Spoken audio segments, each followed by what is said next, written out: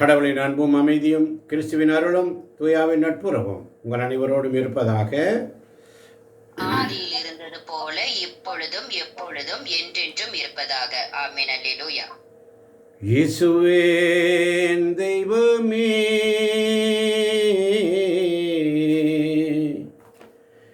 என் மேல் மனமிரங்கும்.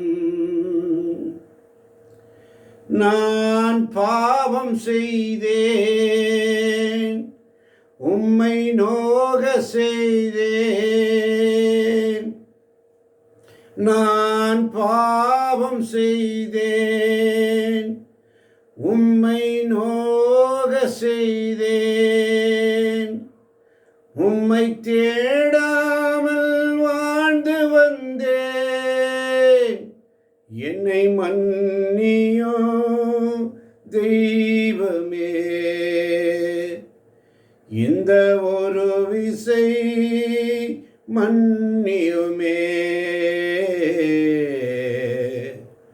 இயேசுவே என் தெய்வமே,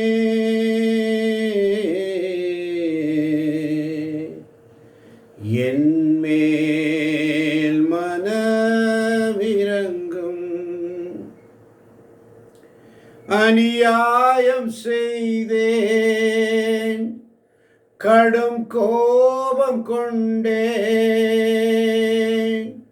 அநியாயம் செய்தேன், கடும் கோபம் கொண்டேன்.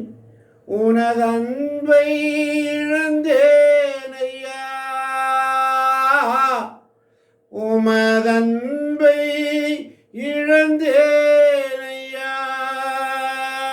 என்னை மன்னியோ தெய்வமே. இந்த ஒரு விசை மன்னியுமே. இயேசுவே என் தெய்வமே, என் மேல் மனமிரங்கும்.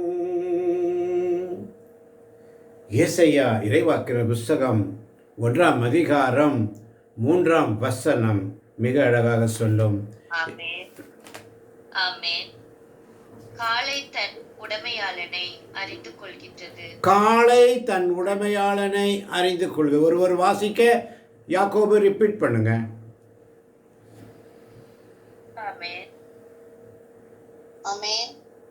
காளை தன் உடைமையாளனை அறிந்து கொள்கின்றது. காளை தன் உடைமையாளனை அறிந்து கொள்கின்றது. கழுதை தன் தலைவன் தனக்கு தீனி போடும் இடத்தை தெரிந்து கொள்கின்றது. கழுதை தன் தலைவன் தனக்கு தீனி போடும் இடத்தை தெரிந்து கொள்கின்றது. ஆனால் இஸ்ரேலோ என்னை அறிந்து கொள்ளவில்லை. அறிந்து கொள்ளவில்லை. என் மக்களோ என்னை புரிந்து கொள்ளவில்லை. ஆமென். ஆமென். அன்பார்ந்தவர்களே, இன்னைக்கு கடவுளுடைய உள்மன காயம், அவருடைய உள்மன காயம், இதுதான் உள்மன காயம், கடவுளுடைய உள்மன காயம்.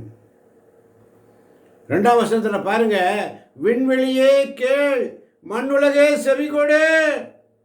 விண்ணையும் மண்ணையும் படைத்த ஆண்டவர் புலம்புகிறார். விண்வெளியே கேள், மண்ணுலகே செவிகொடு. திருவாய் மறந்தவர் வேதனையோடு அவருடைய உள்மன காயத்தை அறிக்கின்றார். ஏசாயா இறைவாக்கினர் மூலமாக, பிள்ளைகளை பேணி வளர்த்தேன், அவர்களோ எனக்கு எதிராக கிளர்ந்திருந்தார்கள். ஐயோ, பாவம் நிறைந்த மக்களிடம் இது, அநீதி செய்வோரின் கூட்டம் இது, தீச்சல் புரிவோரின் வழிமரபு இது. கேடுகட்ட மக்கள் இவர்கள், ஆண்டவரை புறக்கணித்து விட்டார்கள், இஸ்ரேலின் தூயவரை அவமதித்து விட்டார்கள், அவருக்கு அந்நியராயாகிவிட்டார்கள். நம்மை பிரித்தெடுத்தார் தனி சொத்தாக. நீ என் உரிமை சொத்து, நீ எனக்குரியவன், நீ எனக்குரியவள். என் மாட்சியை நான் யாருக்கு விட்டுக்கொடேன்? அப்பா தந்தையே என்று கூறக்கூடிய அந்த புத்திர சுவிகாரத்தை கொடுத்தவர் உரிமை பேற்றில் பங்கு பெறுவதற்காக எவ்வளவு வேதனையோடு சொல்றார். 5ஆம் வசனத்தில் கேட்கிறார் பாருங்க, நீங்கள் ஏன் தொடர்ந்து வன்முறையில் ஈடுபடுகிறீர்கள்? என் கையால் பட்ட அடி போதாதா? உங்கள் தலையெல்லாம் வடுக்கள், இதயமெல்லாம் தளர்ச்சி. என் கையால் பட்ட அடி பத்தாதா? பத்தாதா? தலையெல்லாம் வடுக்கள், இதயமெல்லாம் தளர்ச்சி, உச்சந்தலை முதல் உள்ளங்கால் வரை நலமே இல்லை. காயங்கள் கன்றி போன வடுக்களாய் இருக்கிறது, சீழ்வடியும் புண்களே நிறைந்துள்ளன. அங்கே சீல் பிதுக்கப்படவில்லை, கட்டு போடப்படவில்லை, எண்ணெய் பூசி புண்ணாற்றப்படவும் இல்லை. எவ்வளவு வேதனையா இருக்கு சொல்றார். காளை தன் உடைமையாளன் அறிந்து கொள்கிறது, கழுதை தன் தலைவன் தனக்கு தீனி போடும் இடத்தை தெரிந்து கொள்கிறது. ஆனால் இஸ்ரேலோ என்னை அறிந்து கொள்ளவில்லை. என் மக்களோ, என் பிள்ளைங்க என்னை புரிந்து கொள்ளவில்லை. இயேசுவின் உள்மன காயங்கள் பார்த்தோம். நம்பி அழைத்து வருகிறார், நம்பி அழைத்து வருகிறார். 3 பேரை மட்டும் எனக்காக இவர்கள் ஜெபிப்பார்கள். அதனால்தான் சங்கீதம் 50:22 சொல்லுகிறது. வாசிக்க ஒருவர் வாசிக்க ஒருவர் ரிப்பீட். சங்கீதம் 50:22. ஆமென். கடவுளை மறந்தோரே, கடவுளை மறந்தோரே, இதை கண்டுணருங்கள். இதை கண்டுணருங்கள். இல்லையேல் நான் உங்களை பீறி போடுவேன். நான் உங்களை பீறி போடுவேன். உங்களை விடுவிக்க யாரும் இரார். உங்களை விடுவிக்க யாரும் இரார். ஆமென். ஆமென். உண்மை வழிபாடை குறித்து சங்கீதம் 50 சொல்லுகிறது. ஆசாபியனுடைய புகழ்பா. ஆனால் தாவீது தவறு செய்தான் என்றுதான் நமக்கு ஒரு பக்கம் தெரியும். ஆனால் தாவீது மனம் மாறிய பிற்பாடு அவருடைய பாடல் எப்படி இருக்கிறது? இயேசுவே என் தெய்வமே, என்மேல் மனமிரங்கும்.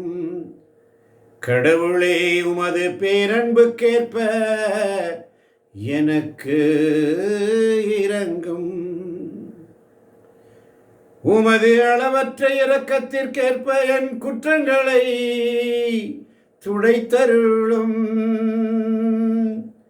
என் தீவினை முற்றிலும் நீங்கும்படி என்னை கழுவியருளும். என் பாவமற்று போகும்படி என்னை தூய்மைப்படுத்தியருளும். ஏனெனில் என் குற்றங்களை நான் உணர்கிறேன். என் பாவம் எப்பொழுதும் என் மனக்கண் முன் நிற்கிறது. உமக்கு எதிராக நான் பாவம் செய்தேன், உம் பார்வையில் தீயது செய்தேன். எனவே உம் தீர்ப்பினால் உம் நீதியை வெளிப்படுத்தியுள்ளீர். உம் தண்டனை தீர்ப்பில் நீர் மாசற்றவராய் விளங்குகிறீர்.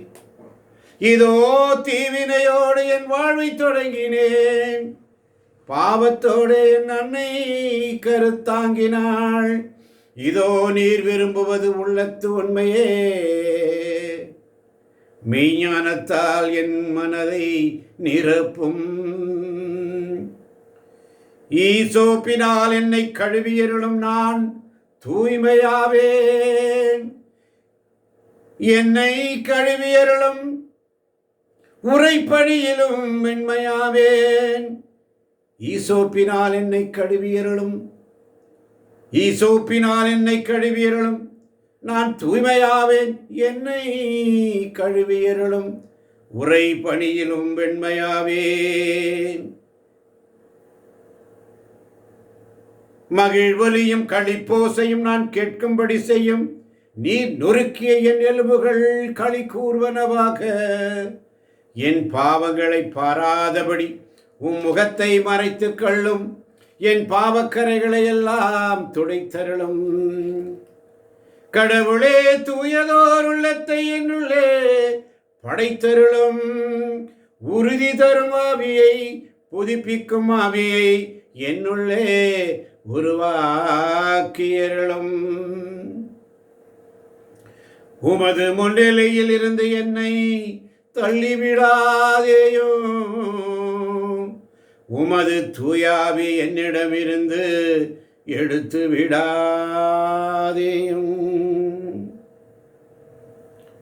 உமது முன்னிலிருந்து என்னை தள்ளிவிடாதே. உமது தூயாவி என்னிடமிருந்து எடுத்து விடாதே. இதேதான் நெகேமியா புஸ்தகத்திலே எஸ்ராவுடைய அந்த திருச்சட்டத்தை வேத வாசிப்பிலே மிக அழகாக சொல்லப்பட்டிருக்கிறது. அன்று மக்கள் திருநூல் வல்லவரான எஸ்ரா இதற்காக செய்யப்பட்ட மரமேடையின் மேல் நின்று கொண்டிருந்தார் என்றும், அவருக்கு அருகே வலப்பக்கத்தில் அநேகர் இருந்தார்கள் என்றும், எஸ்ரா மக்களை விட உயரமான இடத்தில் நின்று கொண்டிருந்தார் என்றும், அவர் திருச்சட்ட நூலை திறந்தபோது எல்லா மக்களும் அதை பார்த்தார்கள் என்றும் வேதத்திலே வாசிக்கிறோம். திருச்சட்ட நூலை திறந்த பொழுது எல்லா மக்களும் எழுந்து நின்றார்கள். அப்பொழுது எஸ்ரா மாபெரும் கடவுளாகிய ஆண்டவரை வாழ்த்தினார். மக்கள் எல்லோரும் கைகளை உயர்த்தி ஆமேன் ஆமேன் என்று பதிலுரைத்தார்கள். பணிந்து முகக்குப்புற விழுந்து ஆண்டவரை தொழுதார்கள். இன்று கடவுளாகிய ஆண்டவரின் புனித நாள்.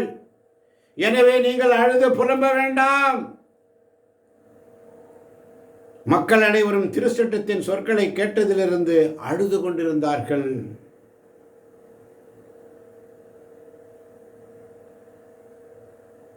நெகேமியா 8:10 சொல்லுகிறது, அவர் அவர்களை பார்த்து, நீங்கள்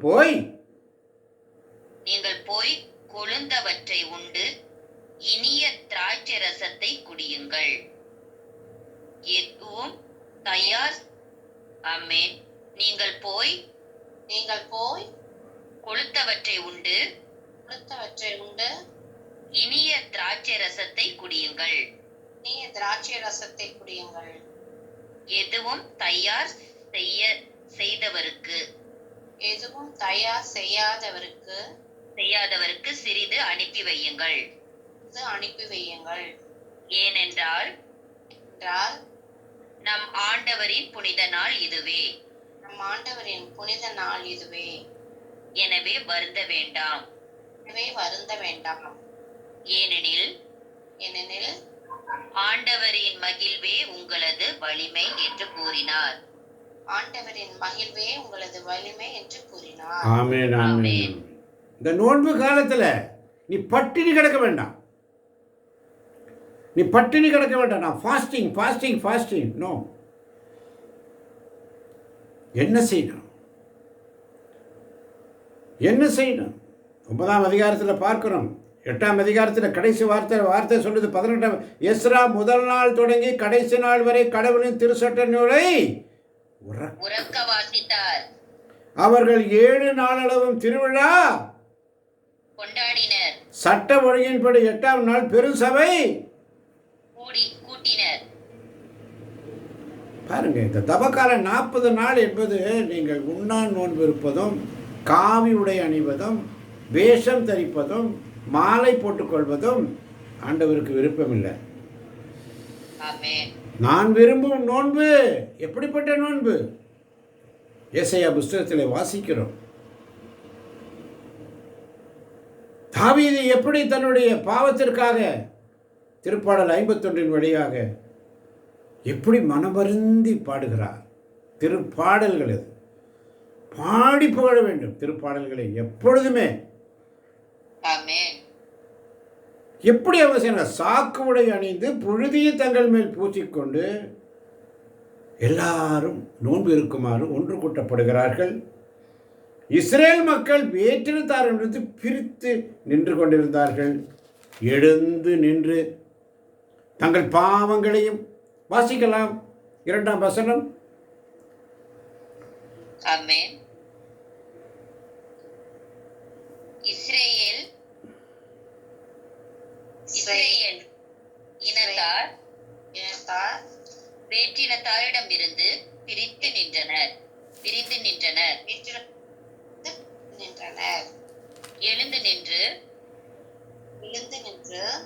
தங்கள் பாவங்களையும் தங்கள் முன்னோரின் குற்றங்களையும் அறிக்கையிட்டனர். ஆமென். ஆமென், ஆமென்.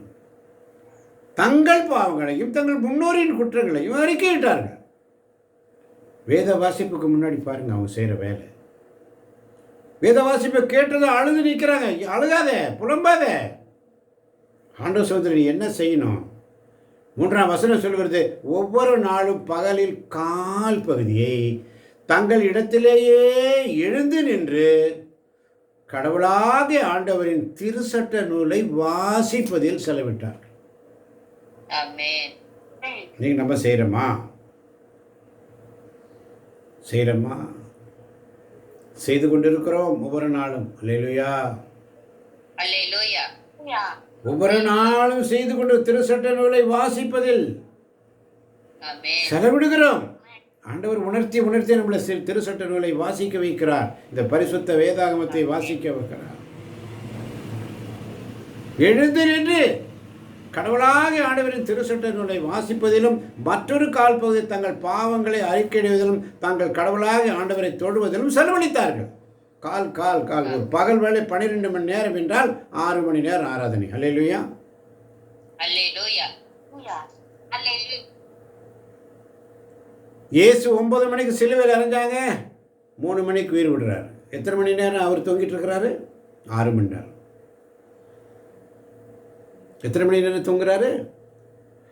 6 மணி நேரம். தூங்காத, விழிப்பாயிரு, முடிக்காத, ஆண்டவர் சமயத்தில் உண்மையாயிரு, இல்லாட்டி ஓடி போயிரு. 6 மணி நேரம். 9 மணிக்கு சிலுவையில் அறையப்படுகிறார். 3 மணிக்கு உயிர் விடுது. பார்த்தவர்களே, இங்கே பாருங்க 6 மணி நேரம் இவங்க எப்படி செலவு பண்ணுறாங்க. பழைய ஏற்பாட்டில் ஒரு கால் பகுதி பகலில் கால் பகுதியை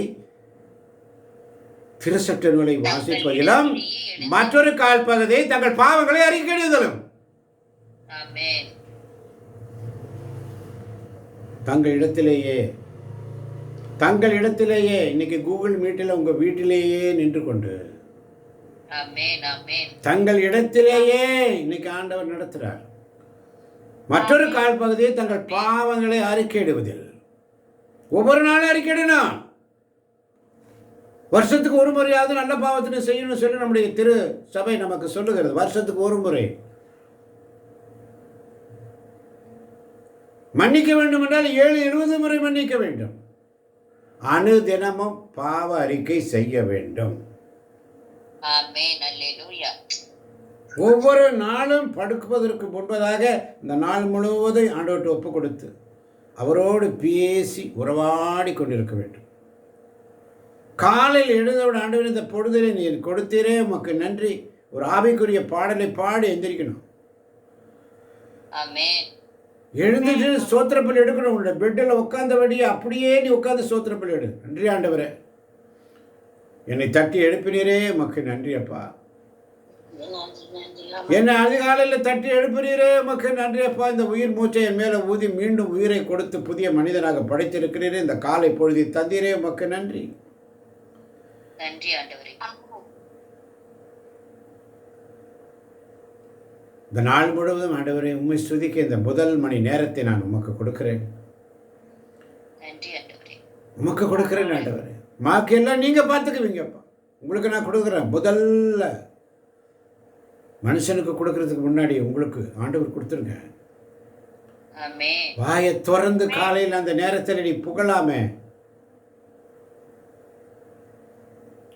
ஆண்டவர் விட்டு மறுதளிச்சு நிற்கிற, குளிர் காஞ்சிட்டு பேதுருவை போல குளிர் காய்ந்து கொண்டு இருக்கிறாய்.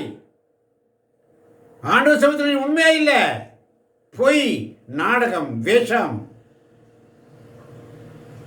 ஆண்டவருக்கு சோத்திரப்பட்டு, ஆண்டவருக்கு நன்றி சொல்லு, பாவங்களை அறிக்கைவதிலும். அதனால தான் இணைசட்ட புஸ்தகம் 4ஆம் அதிகாரத்தில் நேற்று அருமையான ஒரு வசனத்தை ஆண்டவர் தந்தார்.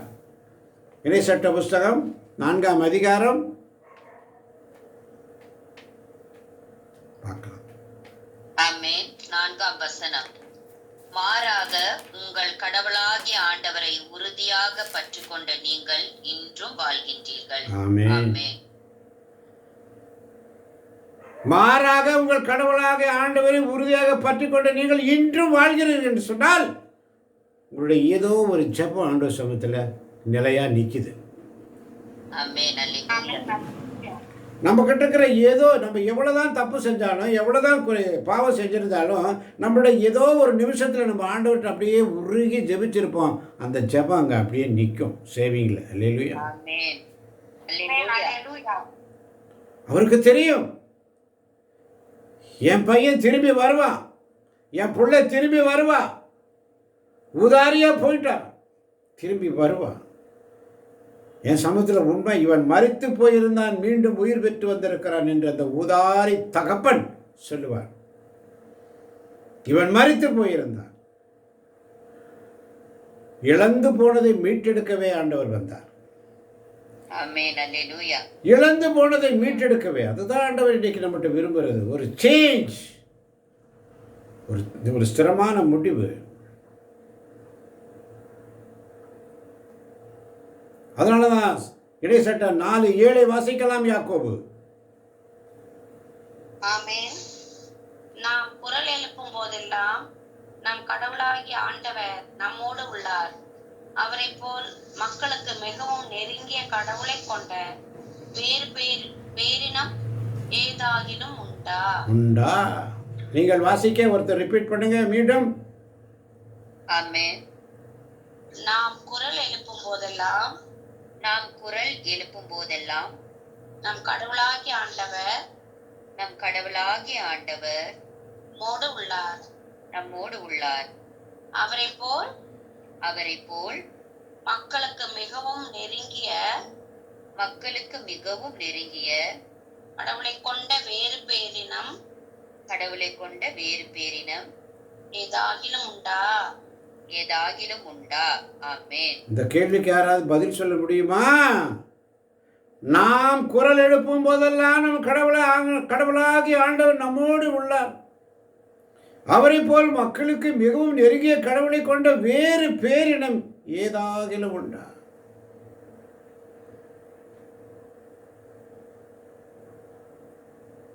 அதனால தான் 8ஆம் வசனம் சொல்றாரு, வாசிங்க 8. நான் இன்று ஆமென்.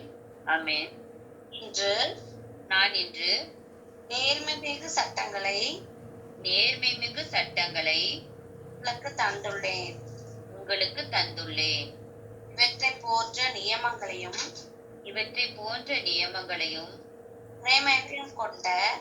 முறைமைகளையும் கொண்ட வேறு பேரினம் ஏதாகிலும் உண்டா? ஆமென். ஆமென். ஆமென். கவனமாயிருங்கள்.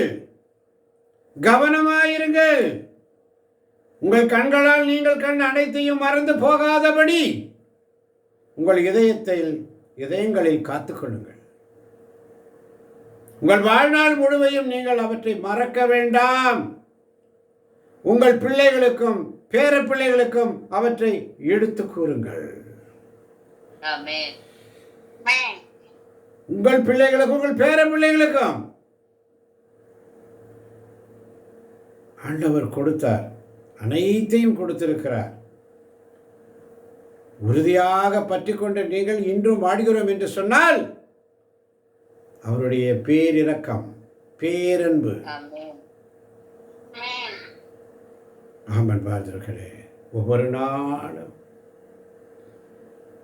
அவருடைய சமூகத்தில் பேராவலோடு, வேதனையோடு, பாரத்தோடு, தாகத்தோடு, பிடிகளோடும் என்ன சூழல் இருந்தாலும் சரி, உன்னை படைத்தவரை நீ மறந்து விடாதே. உன் படைத்தவருக்கு கொடுக்க வேண்டிய பலியை, காணிக்கையை செலுத்து. அவர் கொடுக்க வேண்டிய நேரத்தை நீ கொடுத்துரு. இல்லாட்டி அவரும் அந்த நேரத்தை அவர் எடுத்துட்டு போயிடுவார். அல்லேலூயா. அந்த நேரத்தை அவர் எடுத்துட்டு போயிடுவார். வேண்டாம், உனக்கு வேண்டாம், அந்த நேரம் கொடுத்துரு. வாய்ப்பு கொடுக்காதீங்க.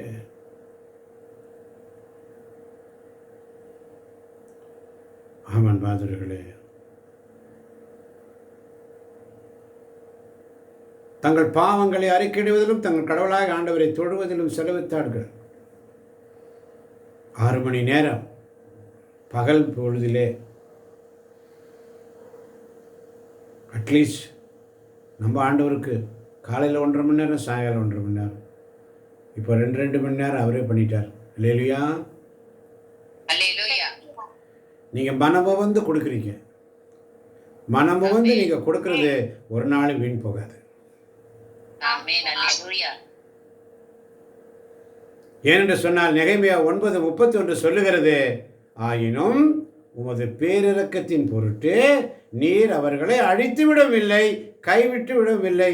ஏரில் நீரே கனிவும் கருணையும் உள்ள கடவுள்.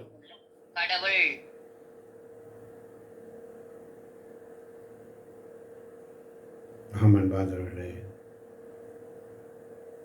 ஒவ்வொரு நாளும் நம்மளை வழிநடத்துகிறவர். என்றுமுள்ள உங்கள் கடவுளாகிய ஆண்டவரை போற்றுங்கள். எல்லா புகழ்ச்சிக்கும் வாழ்த்துக்கும் எட்டாத மாட்சிமிகு உமது பெயர் போற்றி போற்றி என்று ஆண்டவரை புகழ்ந்தார்கள். நெகேமியா 9:5 வாசிக்கிறோம்.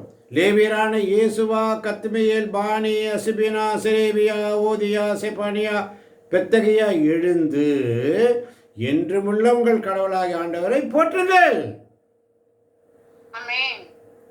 என்றுமுள்ள கடவுளாக ஆண்டவரை போற்றுங்கள். இன்னைக்கு ஆவியார் நம்மகிட்ட சொல்றாரு, என்றுமுள்ள கடவுளாக ஆண்டவரை போற்றுங்கள். அப்போ அவங்க பதில் மொழியாக என்ன சொல்றாங்க? எல்லா புகழ்ச்சிக்கும் வாழ்த்துக்கும் எட்டாத மாட்சிமிகு உமது பெயர் போற்றி போற்றி. எல்லா மகிமைக்கும் பாத்திரரே, எல்லா கனத்துக்கும் பாத்திரரே, எல்லா மகிமைக்கும் பாத்திரரே, எல்லா கனத்துக்கும் பாத்திரரே. ஆராதனை ஆராதனை ஆராதனை ஆராதனை அன்பரேசு ராஜனுக்கே, ஆவியான தேவனுக்கே. இயேசுவே, நீங்கள் நினச்சா ஆசீர்வாதம் ஆண்டவரே. நீங்கள் மறந்தா நான் எங்கப்பா போவேன், எங்கப்பா போவேன்? உங்கள் பிரசன்னத்தை விட்டுட்டு மறவாமல் நினைத்தார் மறவாத தேவன். நன்றி சொல்லுவோமா? தடைகளை உடைத்தார், தள்ளாடாமல் நம்மை பாதுகாத்து வருகிறவரை நன்றி சொல்லுவோமா? நன்றி ஆண்டவரே, நன்றியோடு சுதிக்கிறோம். நன்றி அப்பா. வந்திருக்கின்ற ஒவ்வொரு பிள்ளைகளையும் உடைய கரங்களை ஒப்புக் கொடுக்கிறேன். தேவகுமாரா தேவகுமாரா கொஞ்ச நினைச்சிடுங்க, தேவகுமாரா தேவகுமாரா என்ன நினைச்சிடுங்க. நீங்க நினைச்சா ஆசீர்வாதம் தான். என்ன மறந்தா நான் எங்கப்பா போவேன்? என்ன மறந்தா நான் எங்கப்பா போவேன்? உம்மை மறந்து வாழ்ந்தவன் நான், அது உமக்கே தெரியும். உம்மை மறுதலித்தவன் நான், இந்த உலகே அறியும். உதவாத எண்ணில் உறவானீர், நீங்க இல்லாம என் இதயம் இயங்காதே. உதவாத எண்ணில் உறவானீர். நீங்க இல்லாம என் இதயம் இயங்காதே. நீங்க இல்லாம என் இதயம் இயங்காதே. தேவகுமாரா தேவகுமாரா, கொஞ்சம் நினைச்சிடுங்க, கொஞ்சம் நினைச்சிடுங்க. ஆண்டவரே, இந்த மாலை பொழுதினிலே நிறைகளோடு பேசி எங்களுடைய தவறுகளையும் குற்றங்களையும் குறைகளையும் எடுத்துரைத்து எங்களை மீண்டுமாய் உம்முடைய திரு சமூகத்திலே ஒருங்கிணைத்து ஜெபித்து துதித்து இறை வார்த்தைகளை வாசிக்கவும் தியானிக்கவும் மறை உண்மைகளை அறிந்து கொள்ளவும் நீர் எங்களை எடுத்து பயன்படுத்திய கிருபைக்காய் நன்றி. இதை கேட்டுக்கொண்டிருக்கின்ற கேட்கப் போகின்ற ஒவ்வொரு பிள்ளைகளையும் நிறைவாய் தேவன் தாமே ஆசீர்வதிப்பாராக. ஆமேன் ஆமேன் ஆமேன். அல்லேலூயா. ஆமென் ஆமென்.